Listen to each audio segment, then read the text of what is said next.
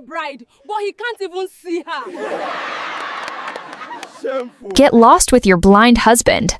That's what my stepmother told me. She said it with a smile so sweet it could rot teeth, and a voice so smooth it could sell poison. She convinced my father to marry me off to the blind beggar who sat by the bridge every day, palms up, cup out, eyes hidden behind dark glasses. What she didn't know, what none of us knew, was that he wasn't blind at all. He wasn't a beggar, he was a millionaire in disguise, and marrying him would flip my life like a coin. But let me rewind, because you need to understand how I got there. You need to understand the storm before the sunrise, the years I spent being treated worse than a stray dog in my own father's house. Before we continue, do me a favor, tap subscribe to Storysmith Narratives. Hit that bell so you don't miss what's coming. Like this video if you're with me, and tell me your country in the comments. I want to know where you're watching from. Now, this is my story. My name is Elena Carter, and I'm not holding anything back. It all started in Houston, Texas. I was 16 when my mother died. 16. One day she's braiding my hair, making pancakes, telling me I'm going to do great things. The next, the machines go quiet, and a nurse turns off the monitors like she's dimming a room. No warning that mattered. No time to say goodbye in a way that felt big enough. My dad, Marcus Carter, stood at the funeral like a statue. No tears, no tremble, just bored patience. Like grief had a start and end time, and he was ready to be done with both. People hugged me, told me I was strong. I didn't feel strong. I felt hollow. Like my bones were there, but the rest of me had fallen through. Those first months after my mom passed, I lived with a ghost. My father moved through the house in a straight line. Front door, kitchen, bedroom, silence. He ate the food I made, left the plates, and vanished. I threw myself into school. Straight A's. Big dreams. I wanted to be a doctor to help people the way I couldn't help her. And when the ache got too loud, I baked. Flour, butter, sugar, little rituals that smelled like home. We were never rich. Dad worked odd jobs, construction, warehouse, then nothing for weeks. My mom had been the glue, the stretching and saving and soothing. When she was gone, there was no glue, just edges. A year later, Dad pushed open the kitchen door with a half smile I didn't recognize. "I've met someone," he said. Her name was Sophia Mitchell, 10 years younger than him, sharp cheekbones, eyes that calculated everything. She moved in 3 weeks later, wedding scheduled for the month after. She told me, "We're going to be a family now, Elena." And I wanted to believe her. I wanted a mother so badly it burned. Sophia played perfect while my dad was around aprons and warm casseroles. "How was your day?" And "Let me help." When he left the room, the mask slipped. "You're putting on weight. Your hair looks sloppy. Your mother let you be lazy." I won't. My mother was never lazy. Neither was I. But truth doesn't matter to people who need a villain. Dad's job turned into long-haul trucking Monday through Friday on the road. He'd leave cash for groceries and bills, and Elena's necessities. Sophia pocketed every dollar. When I asked for money for a school project, she laughed in my face. For what? Glitter and nonsense? No. I made a display board with crumpled paper and old crayons. I got a C. My teacher asked if I was okay. I lied. Food became a performance.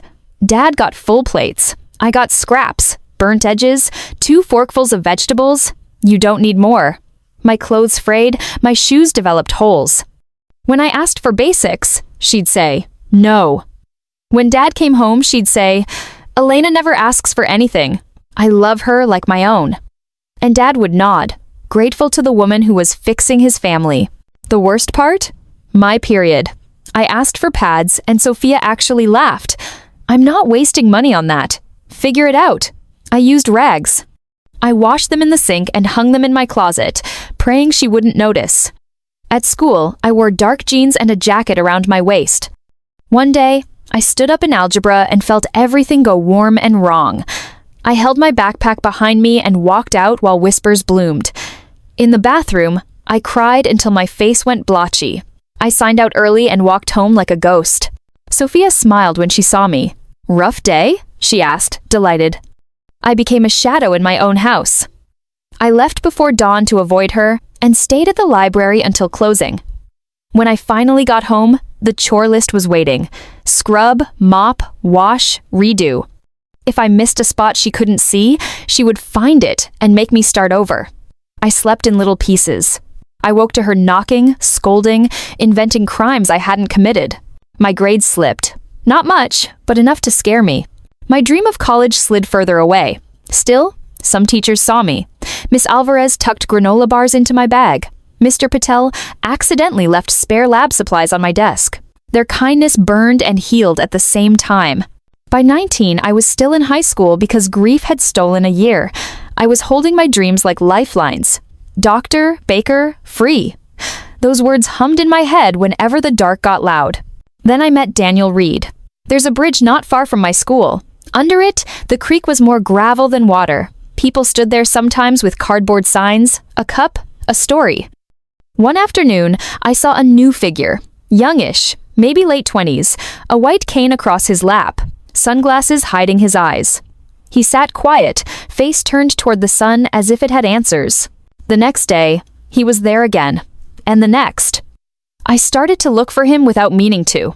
One afternoon, I was walking home after Sophia shredded my journal, my private one, the only place I could put my feelings safely. She ripped out every page and tossed the pieces at me like confetti. You? A doctor? Be serious, Elena. I tried not to cry. I failed. Are you okay? The man by the bridge asked, voice low and steady. I'm fine. I lied. You don't sound fine, he said gently. I can listen. I sat a short distance away and told a stranger more than I'd told anyone in a year. Not everything, but enough. He didn't judge, didn't offer fixes wrapped in pity. He just listened like what I said mattered.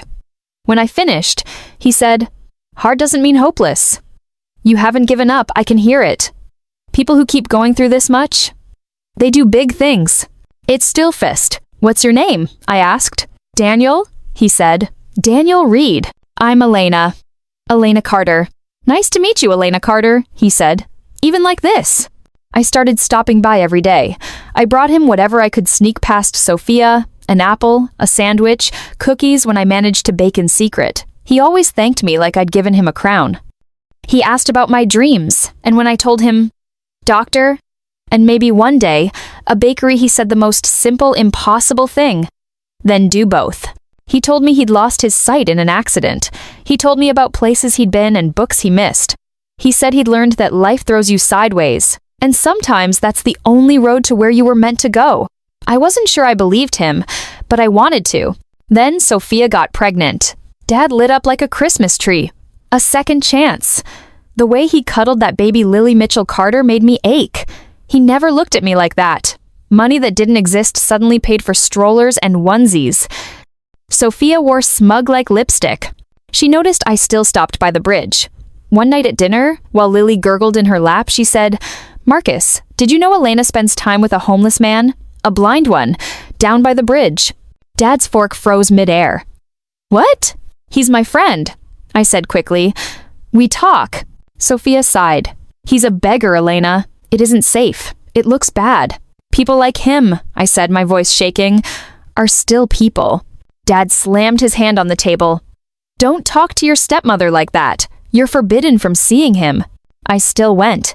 Carefully, shorter conversations, eyes on the street. Daniel noticed my fear. "What's going on?" he asked. "They know about you," I whispered. "They'll find a way to hurt me for it." He went quiet. "Then we'll be careful," he said. "But don't give up your one patch of sunlight." I should have known caution wouldn't save me. Sophia didn't want careful. She wanted me gone. It happened on a Saturday. Dad was home. Sophia asked me to pick up diapers and formula, even handed me a small list in cash. A trap disguised as trust. When I came back, they were waiting in the living room like judges. "Sit down, Elena," Dad said. Sophia folded her hands, her voice angel soft. "You're 19 now. It's time to think about your future." Dad didn't ease into it. "You're not going to college. We can't afford it. And medical school? Be realistic. It's for very smart people." The words hit me like a slap. "You're not smart enough." "I can get scholarships," I said. "I can work." "No," Dad snapped. "It's not happening." Sophia's smile sharpened. "We have a better option. Marriage." "Marriage to who?" I asked, though my stomach already knew. Your friend, she said. Daniel Reed, the blind man from the bridge. The room tilted. You met with him? I whispered. Yesterday, Dad said. He agreed. He'd be honored. Courthouse wedding. Next Friday. No rings, no fuss. And then you and Daniel can start your life. Elsewhere, Sophia added. Her eyes glittered. Pack your things. You leave the house the same day. I stared at my father, begging silently for him to be my dad. He looked away. That night, I cried until my throat burned. Either I said yes and married my friend to avoid the streets, or I said no and slept under that bridge by myself. I didn't sleep much. Morning came, and with it, the heaviest kind of resignation. I went to see Daniel. They told you? I said. They did, he said. I'm sorry, I choked. You don't have to. I said yes because I wanted to, he said, finding my hand. If this gets you away from them, then yes. But we'd have nothing, I whispered. We'll figure it out, he said. Do you trust me? I closed my eyes. I had no one else to trust. Okay, I said. Okay. The week dragged and flew at the same time. Sophia practically hummed with victory. Dad pretended he didn't see me. Friday arrived like a verdict. I wore one of my mother's old dresses because Sophia refused to buy me anything. We drove in silence to the courthouse. Daniel was already there. Clean shirt, dark glasses, cane. My voice sounded like someone else's when I said, I do. His sounded steady when he said it back. Congratulations. Sign here. That was my wedding day. Outside on the steps, Sophia leaned close. You're out tonight, she hissed. Don't come back. Daniel took my hand. Elena, he said quietly, I need to tell you something. We're not staying in Houston. I've made arrangements. We're going to New York. Today. How? I asked. With what money? Please, he said softly. Just trust me a little longer. A car slid to the curb. Glossy black, tinted windows, a driver in a suit. He opened the back door and said, Good afternoon, sir. Ma'am? Sir?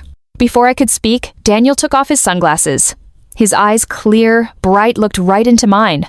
Then he lifted his hair and pulled off a thin, skin-toned blindfold I hadn't even known was there. He tossed the white cane in a trash bin and took both my hands. Hi, he said. It's nice to actually see you. My knees went weak.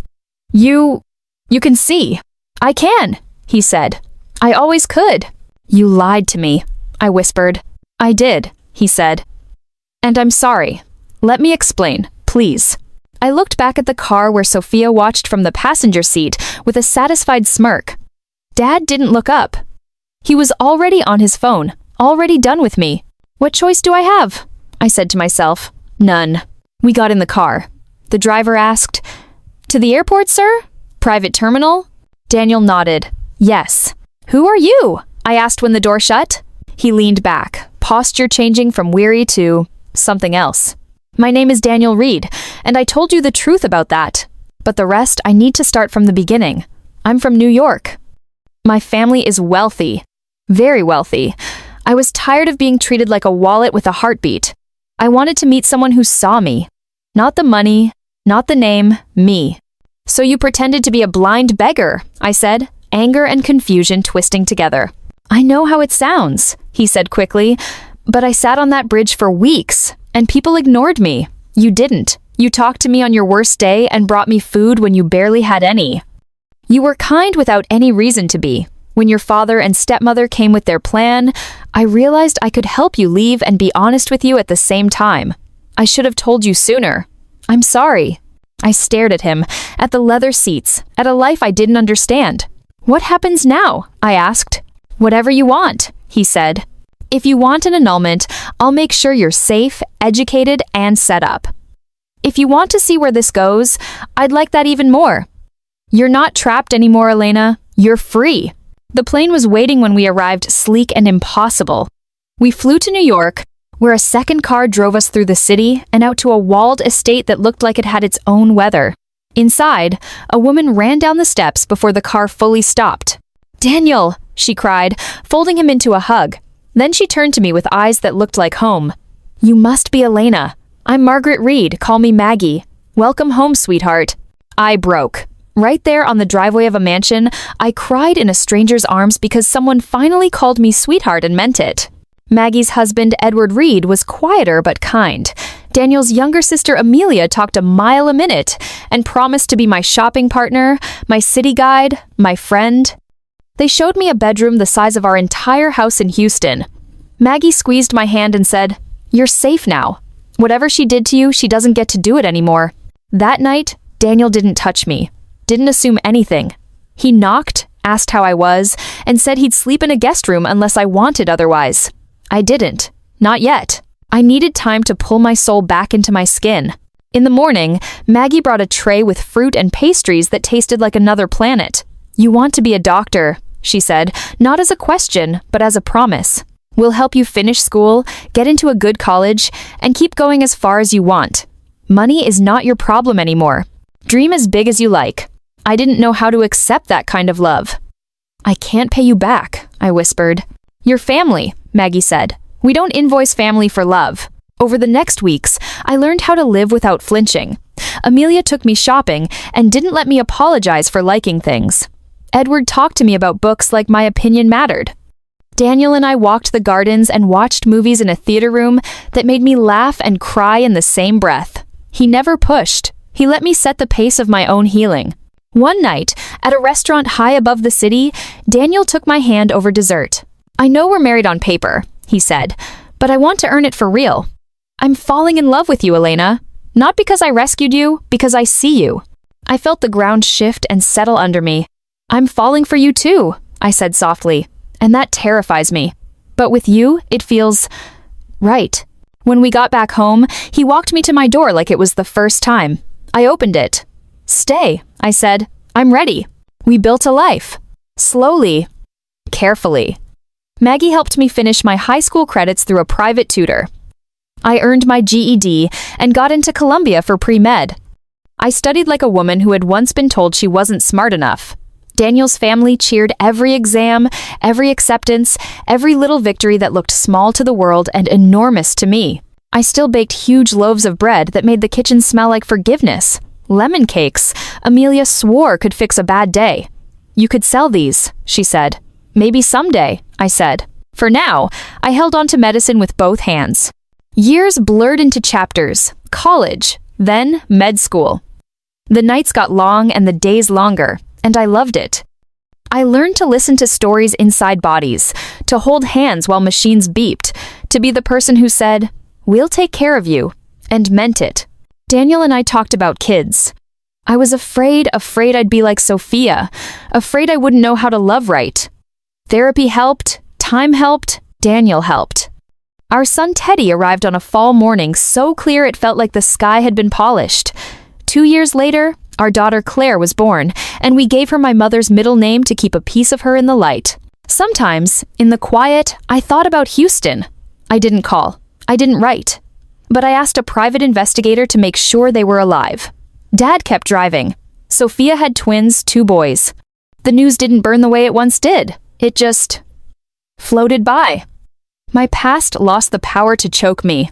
One evening, years later, I stood in our living room, the one with the tall windows and the piano Amelia swore she'd learn someday. Teddy's blocks were scattered like little cities. Claire's crayons rolled under the coffee table. Daniel was reading on the couch, one arm thrown over the back like he belonged in every room he ever entered.